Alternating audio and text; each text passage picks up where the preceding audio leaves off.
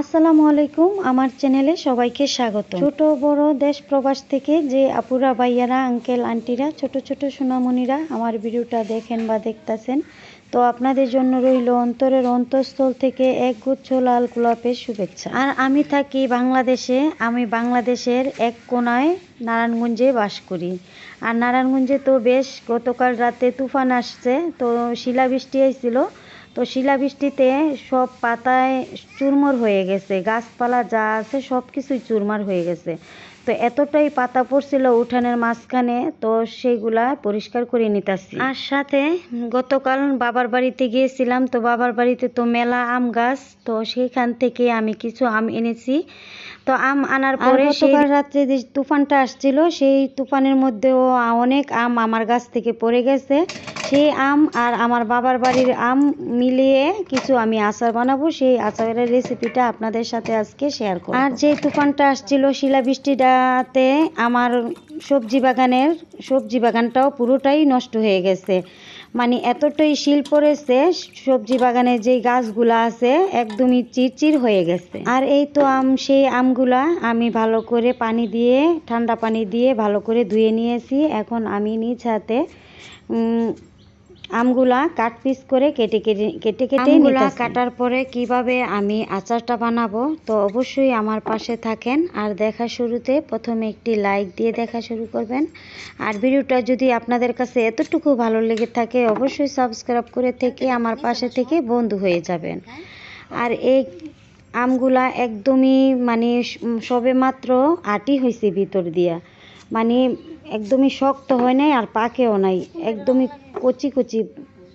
আর গ্রামের যেহেতু থাকি আমি, আর আম গাছ, জাম গাছ, কাঁঠাল গাছ, মানে অনেক রকমের গাছ আমার বাড়িতে আছে। আর এই তো আমগুলো আমি ভালো করে কেটে একটু হলুদের গুঁড়ো আর মরিচের গুঁড়ো দিয়ে আমি রোদ্রে শুকিয়েছি একদিন। পরের দিন আমি এটা হচ্ছে পরের দিন আমি কিছু আচারের মশলা তৈরি করে নিতেছি। আর প্রথমে আমি বেটে নিতেছি ধনিয়ার গুঁড়া। ধনিয়া বাইটা শিলে বেটে গুঁড়া করে নিব। তারপরে বাটবো আমি পাঁচফোড়নের গুঁড়া, পাঁচফোড়ন বেটে গুঁড়া করব। তারপরে লাল মরিচ, শুকনা মরিচ যেটাকে বলি আমরা, সেই শুকনা মরিচটাও আমি তেলে গুঁড়া করে নিব। তারপরে সরিষা, সাদা সরিষা, লাল সরিষা, যেটা দুই রকমের সরিষাও আমি বেটে নিব। আর এই তো বাটাবাটি করতেছি আমি, অবশ্যই আমার পাশে থাকবেন। আর কিভাবে আমি গ্রামীণ স্টাইলে আচারটা তৈরি করব সেটা আপনাদের সাথে শেয়ার করব। আপনাদের অবশ্যই অনেক বেশি ভালো লাগবে আজকের আচারের রেসিপিটা দেখলে। আর এই তো আচারের মশলা তৈরি করে নিয়েছি। এই তো সব কিছু বাটাবাটি শেষ। আস্ত রসুন আছে, লবণ আছে, তারপরে পাঁচফোড়নের গুঁড়া আছে, ধনিয়ার গুঁড়া আছে, তারপরে আর এই তো সব মশলা তৈরি করে কি কি রান্না করব সেটাও আপনাদের সাথে শেয়ার করে নিলাম। আজকে রান্না করব আচারি মুরগির গোস্ত, তারপরে রান্না করব পুঁই শাক ভাজি করব।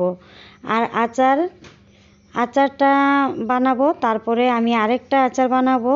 তো ওইটাও আপনাদের সাথে পরে আরেকবার শেয়ার করব। আজকে যদি ওই আচারের রেসিপিটাও দিতে যাই তাহলে ভিডিওটা অনেক লম্বা হয়ে যাবে, কারণ আমি বড় একটা ভিডিও দিতে চাচ্ছি না। আমি 5-7 মিনিটের উপরে ভিডিও দেই না। এই তো আচার আমি বসিয়ে দিয়েছি।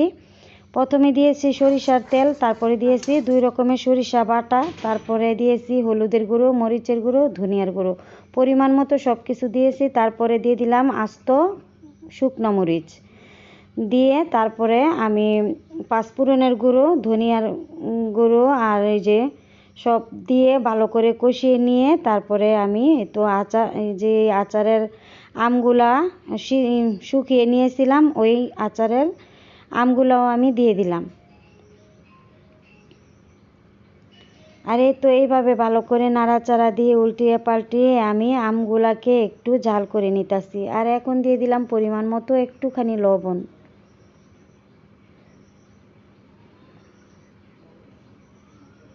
দেওয়ার পরে তারপরে আমি কিন্তু এখনও চিনি আমি দেই নাই, চিনি অ্যাড করি নাই। তারপরে আমি একটু নাড়াচাড়া দিয়ে একটু ভালো করে তারপরে এখন চিনি দিয়ে দিলাম।